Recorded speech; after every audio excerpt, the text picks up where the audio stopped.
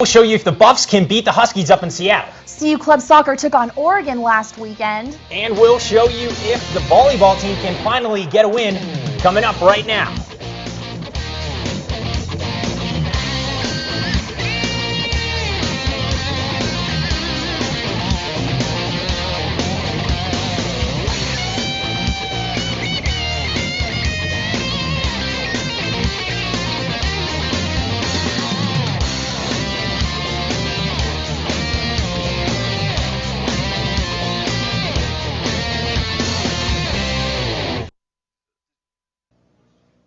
Greetings and welcome to CU Sports Mag. Audie Streetman, Andrew Tomasini here to bring all that is CU Sports. And the first thing that we're going to talk about today, CU traveled up to Seattle to take on the Huskies. How'd they do? That's right. Take a look at some of those highlights. If you see starting off in the first quarter and those highlights, Eric Folk passes wide open to number 15, Jermaine Kearse. Pac-12. So Pac-12 highlights here. That was a touchdown by David Paulson, and you'll see the replay here. Darren Thomas hits Paulson right there. Oregon's up big versus Arizona State, but scary play here. Darren Thomas going through the left side right there as Colin Parker takes him down. He hurts his left knee. He leaves the game in the third quarter, but ultimately all signs point to Darren Thomas starting this weekend versus Boulder, but we'll get back to that as the show goes on. And then also this weekend, Utah taking on the Pittsburgh Panthers. Buddy Jackson with a really towering kick takes that one inside the 5. Jackson met at the 15, bounces off the hit, and he's free down the right side. Jackson goes the distance, 98 yards. Jackson puts it in the books, picks Pittsburgh up 7-3. Pittsburgh splits through the middle. Look at the wall of protection. They're occupied as number 22, Antoine Reed, comes right through with a 10-yard return. The punter had zero chance of getting rid of this punt. Great play there by the Pittsburgh Panthers. Southern Cal versus Cal. 1st and 10 for Matt Barkley at the Cal 39. Matt drops back and hits Marquise Lee for the amazing touchdown grab. And memo to corner Stefan McClure. If you didn't want to get burnt on national TV, that wasn't the way to do it. Southern Cal dumped trucks to the Bears 30-9. Stanford easily took care of Washington State 44-14. Stanford quarterback Andrew Luck passed for over 300 yards and 4 touchdowns, including this 8-yard shovel pass to running back Stephon Taylor, which put the game away. And finally, BYU taking on the Beavers from Oregon State. Rolling left is Riley Nelson, hooking up with J.D. Falsey. Nelson had himself a day, 217 yards, 3 touchdowns as BYU takes down the Beavers 38-28. Now, the Buffaloes are battered and bruised heading into this weekend's matchup versus the Ducks. CU will ultimately have more than a dozen players out, including leading tackler Doug Rippey and top tailback Rodney Stewart, who will both be sidelined with knee injuries sustained following Saturday's loss to Washington. To make matters even worse, Paul Richardson is also dealing with a knee injury and will be out yet again for the Buffs. The talented tandem of Richardson and Stewart account for nearly 59% of Colorado's yards from scrimmage. Rippey, the heart and soul of the CU defense, will be lost for the season. Already decimated by injuries and suspensions this season, head coach John Embry said practices will become a bit lighter in the weeks ahead. With yet another season of CU basketball approaching, we have a trivia question to reflect on our past. In what year was the first season of Colorado basketball? Think about it, and we'll have the answer for you later on in the show.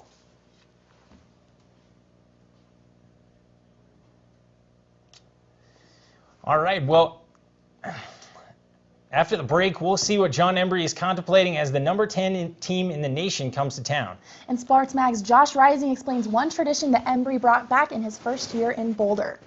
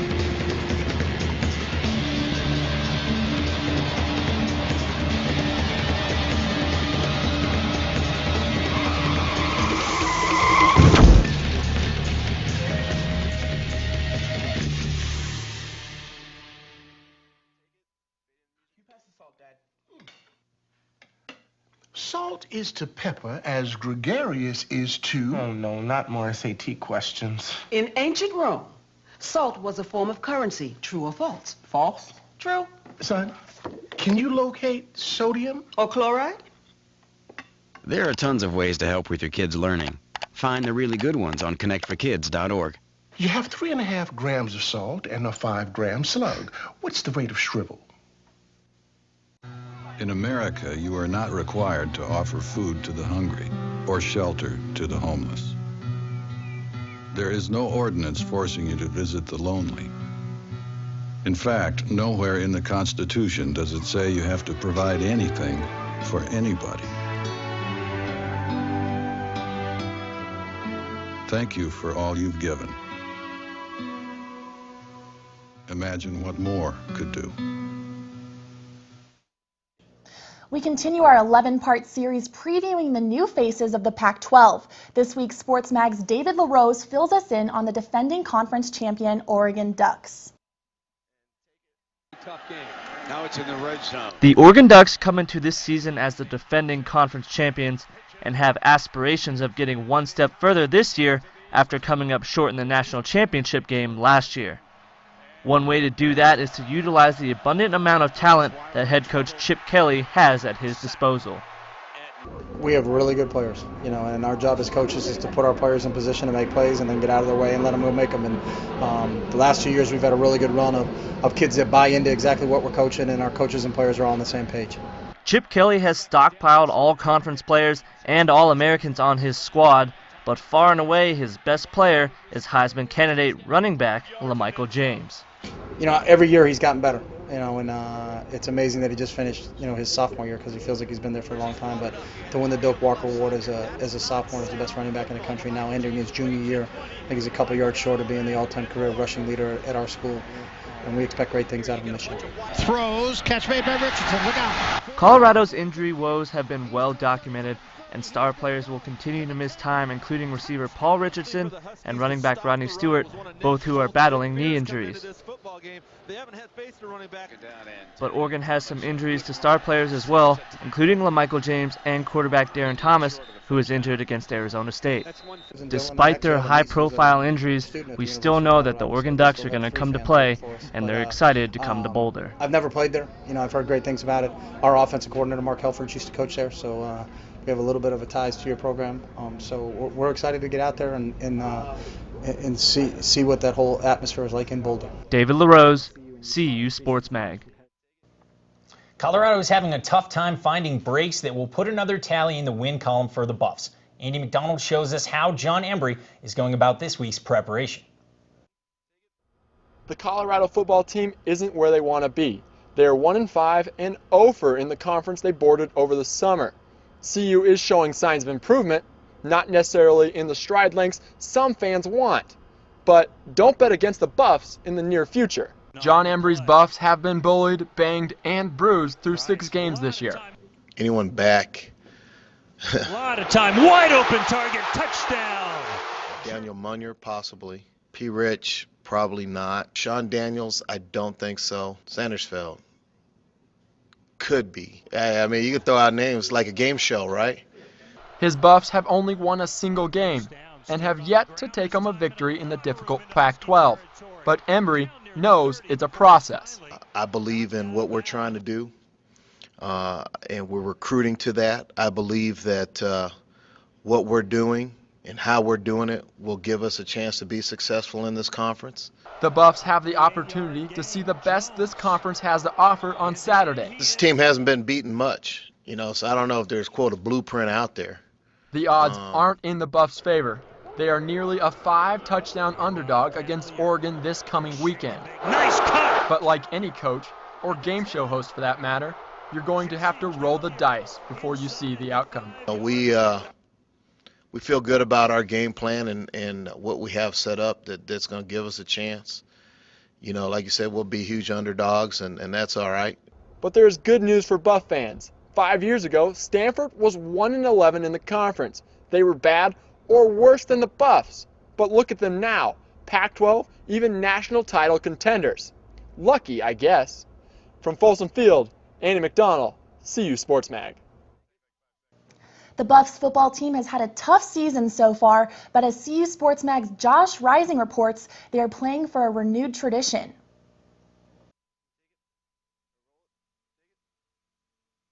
At a time with the program trying to find itself, the team looked to the past to show what it meant to be a Buff with the hiring of John Embry. One tradition he brought back was the brick wall of big wins.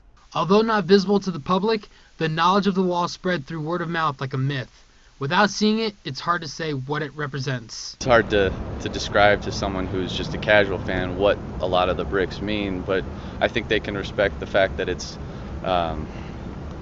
these are just monumental victories in CU history, and it's something that a lot of fans take pride in. The wall started with Coach Bill McCartney in the early 80s and continued on through Coach Rick Neuheisel and Coach Gary Barnett until 2006 when Coach Dan Hawkins painted over the bricks to establish his mark on the program. It's a part of history that was missing.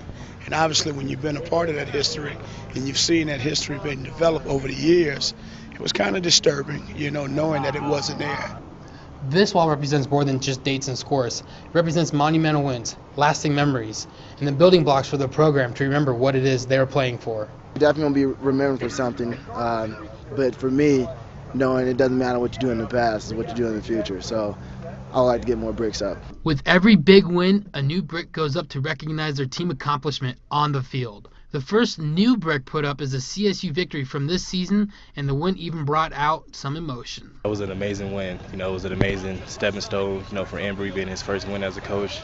And I think it's a great stepping stone in the right direction for this program. While there's many memorable games up on the wall, there is one game that stands out to each player. 2007, when we beat Oklahoma. I think at the time they were ranked one of the top 5 schools in the nation, so that was a good win. The CU game in 2005, when Mason saved us the 55-yard field goal. The Buffs look to continue the tradition, to add more to the wall to help build the story of the program. They just got to ask, who's next? The Buffs head into the game against Oregon as huge underdogs, and as Alana English will show us, although the final score may not be in the Buffs' favor, students and celebrities are still excited about the homecoming game this weekend. Hi, I'm Alana English. With the CU Oregon football game this Saturday, I'm here outside the UMC to find out if fellow students know what's going on in the Buffs football world. Yeah, we're playing Oregon. No. You guys have a football team? Yes. Oregon Ducks. Yeah. The Oregon Ducks. 20-something. 37. The Buffs, that's the mascot? That's our mascot. Because the Ducks average 49 points a game, we're going to lose by 30. Oh, it's the Buffs, the Buffalo. Okay, Buffalo. Probably green. Yeah. Pink. I'm going to go with green and yellow. Okay. I think they'll probably wear their bright yellow, maybe. Okay. We'll see. Yellow and a little green, maybe. I'll have to go with 49 to 10. CU's going to win. We're going to get our butts kicked, yeah. Yes. You're going to win. Oregon's too like fancy. That enthusiasm. It's tough for some Buff fans to be optimistic taking on number 10 Oregon this Saturday. Hopefully, the Buffs can duck a probable loss and win their first Pac-12 game of the year. Alana English, CU Sports Mag. After the break, Sports Mag's Rose Heafy and Mike Kerner discussed last weekend's game at Washington on the double team set. Plus, we'll show you how close the CU volleyball team came to winning their first set and match of the year. Don't go anywhere.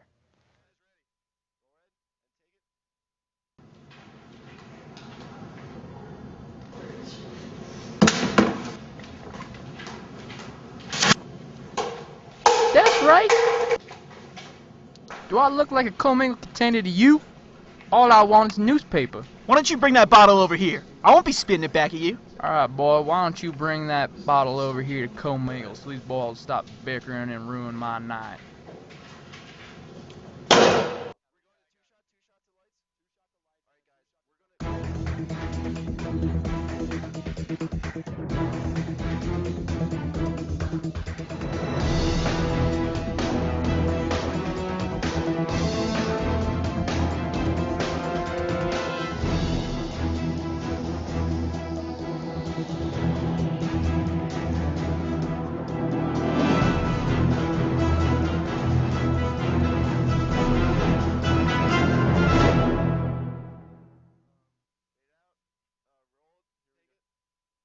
to me streets. just a second. This is, We I'm don't a want to good be. student. We why don't want why to are be you at guys your busting party me? any more than you want us here. What could we have done to avoid this?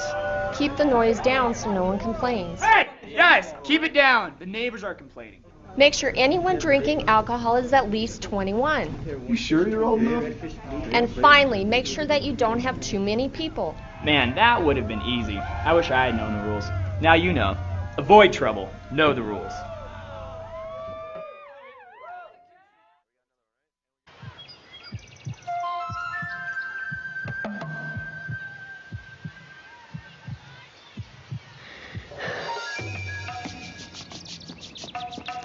We want to see our children succeed. But setting easy goals for our kids creates the toughest obstacle they'll ever face. Because succeeding in the real world isn't easy. Help the effort to raise standards in America's public schools. Call 1-800-96-PROMISE. Sorry about the technical difficulties before. How could you have CU Sports Mag without CU football highlights, right? That's right. We'll take a look at those highlights right now when CU took on Washington in Seattle last weekend. Starting off in the first quarter, Eric Polk passes wide open to number 15, Jermaine Kearse. Touchdown, Washington. Nobody in the neighborhood at that time as Jermaine brings it to the end zone. Washington up 7-0. On first down, Stewart on the ground this time and a lot of room in the Husky territory. Down near the 30 before he's finally knocked out of bounds by Justin Glenn. Huskies get off to the quick start. Right now, starting to try the response on defense. Hansen to follow in the end zone, tying the score 7-7. And around this, Washington's Kevin Smith at the 20, you'll see right here, he gets a look but manages to touch down, sending Washington up 14-7. Huskies up 11 and driving from the Colorado 14. Keith Price connects with Chris Polk for the 14-yard score. Eric Folk would make it 28-10 Huskies with the extra point. Colorado struggling at this point, down 38-10, but the lone sign of life, Tony Jones' first career touchdown as a Buff, 38-17 now UW. Buffs just playing for pride at this point.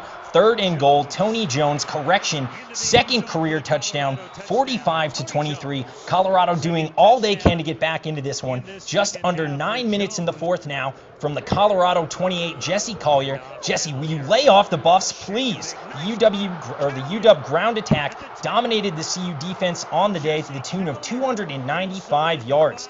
2 minutes and 38 seconds to play in the game. Basically, the salt in the wounds here. Bishop Sankey, welcome to the great Northwest Colorado. You just got smoked. 52-24 was the fun. All right, and now we're going to take it over to the double team desk. Rose Heafy and Mike Kerner have some football to discuss. Hi, welcome back to the double team desk. I'm Mike Kerner. Alongside me, we have Rose Heafy. And we're going to talk about this upcoming Oregon game for the Buffs. But first, we're going to recap the Washington game that we just played. Absolutely. Now the Buffs, they went to Washington State to take on the Huskies, and with the Huskies, the Buffs, they played against Keith Price. Now Keith Price, he's the 5th highest quarterback, has the 5th highest quarterback ranking in the NCAA. So the Buffs knew going in he would be a tough competitor. He goes in and he scores the first touchdown with a pass to Jermaine Kearse. And the Buffs, they were quick to answer on their next possession, tying up 7-7 early on in the first quarter. Looks like it might be a game, but then within the first quarter, the Huskies, they score twice more, basically showing that they're here to play, and the Buffs really aren't a contender for them. At halftime, the score is 38-10, and the Huskies would finish 52-24, basically showing they're outmatching the Buffs. Yeah. And what the worst thing about that game was we lost number 1 running back Ronnie Stewart. He was having a good game up to that point, 42 yards, and then goes down with a knee injury, which is tough because we're already hurt. But Tony Jones came in, did a good job, got 2 touchdowns on the game, so he did as good of a job as we could have expected for him just having to take over the spot in. Well, I know from experience, I've played against Tony Jones in high school, and the kid's a monster. He's just like Ronnie Stewart, which is good that he fits right into our system. He's short, fast, explosive. I mean, in high school, he was the New Jersey Gatorade Player of the Year. He got 2 rushing touchdowns every single game he played. So the kid has a nose for the end zone. And watching Ronnie Stewart, watching just an older version of him play has definitely helped us out. But when our number 1 running back goes down, Ronnie Stewart, Paul Richardson's been out with his injuries. So a lot of pressure, a lot of weight is coming down on our senior quarterback, Tyler Hansen's shoulders to carry this team and pick up what is already a not great start to the season. Absolutely. And Tyler Hansen, now, that just puts so much pressure on him. And it's hard to perform well when you have so many players down around you that it's just difficult for him to play. But when that happens, you really have to rely on your quarterback to step it up. And he came in, he played all right. He had 18 for 30, and he went for 155 yards. So not a terrible showing, not a great showing. But definitely in that situation, it's important that the quarterback has to be a leader and take charge. Nick Hirschman, he would come in at the end of the game in the fourth quarter, and he finished with 52 yards. So not bad for just coming in for a couple plays at the very end of the game. But his play ended in a sack, so that's probably what he's remembering right now. He's probably a little bruised up from that. Now, Keith Price, though, he had a great game. He went 21 for 28, and he had 257 yards with 4 touchdowns. The guy was unstoppable, and it just really highlighted those flaws that are in the Buffs secondary right now. Yeah, and as much as taking a beating hurts and it's not good, it couldn't come at a better time. I mean, the way Washington beat us, the first 5 drives of the game, they scored. The first 5 drives of the game, they went over 50-yard drives to score. And each drive cost them less than 4 minutes on the clock. So this is exactly the kind of offense we needed to see before we play Oregon. No one can match Oregon's offense. No one can be close to them. But Oregon is fast, explosive, no huddle, always going for big plays. And, I mean, Oregon is a one-of-a-kind offense, and our practice squad can't simulate that good enough for our number ones. So despite getting whooped up upon, it hurts, but I feel like it was a great game for us. Absolutely. It really built that foundation, a good learning block. And so coming into this game, the Buffs are being really banged up. Paul Richardson's out. Rodney Stewart, like you said. Also Kyle Cephalo, Doug Rippey. The list keeps going on and on, honestly. Yeah. But that's all the time we have for today. For Rose Heafy, I'm Mike Kerner. Let's send it back to the desk.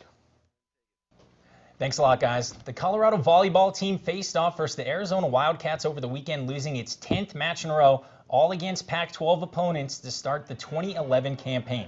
CU twice came back from early deficits to threaten to win a set for the first time in Pac-12 play, only to be shut down, getting swept yet again on the night.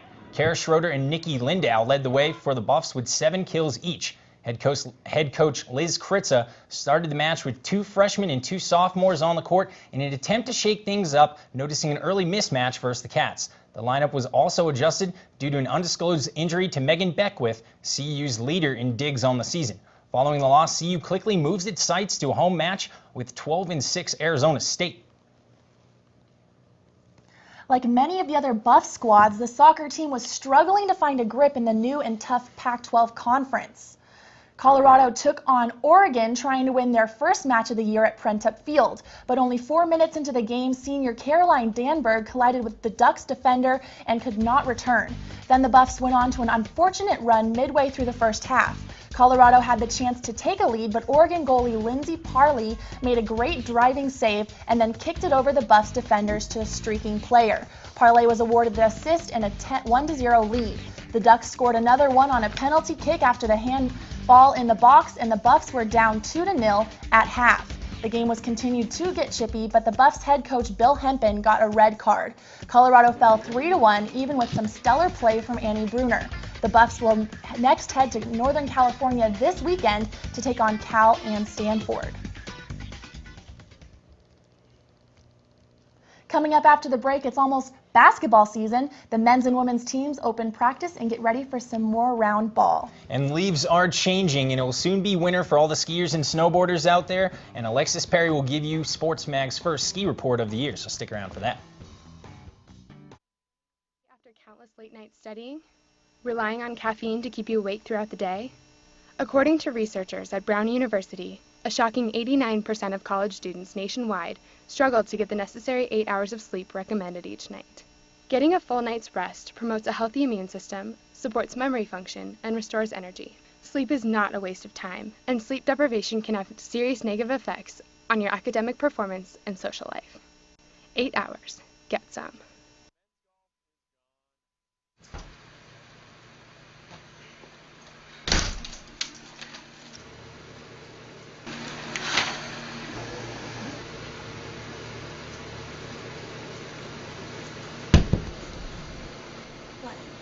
Dude, it wastes energy to leave everything on.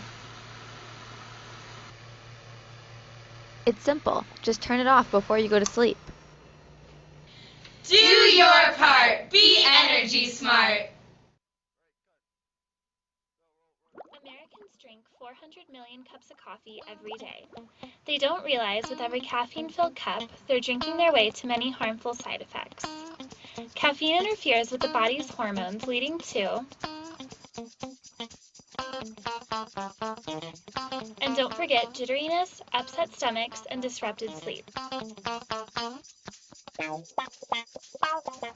With caffeine, going to the bathroom is the least of your problems. Honey, the credit fairy doesn't exist. What? It's make-believe. Nobody left anything under your pillow. If there's no credit fairy, then we'll make our credit score go up. We will, by doing things like paying our bills on time. There's no magic to improving your credit, but there's help, and it's free. Go to creditfairy.org. What?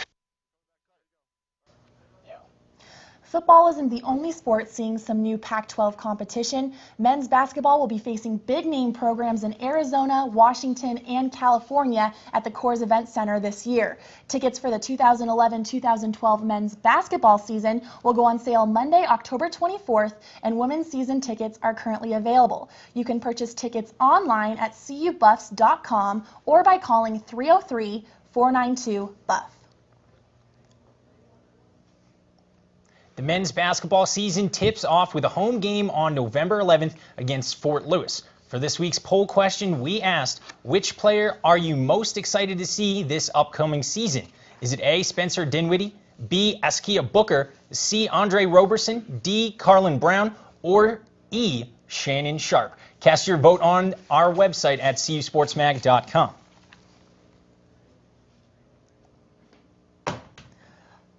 Hopefully you guys have been thinking about that trivia question. Just to refresh your memory, the question was, in what year was the first season of basketball at CU?